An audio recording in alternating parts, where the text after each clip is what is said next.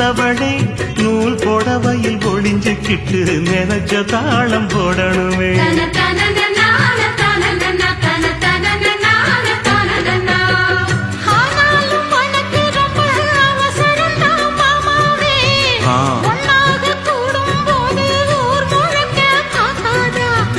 பார்த்தாலும் தவறு இல்ல பனியுறங்கும் ரோசாவே, உன்னால சொத்த வச்ச மூக்குலதான் வைக்காதா.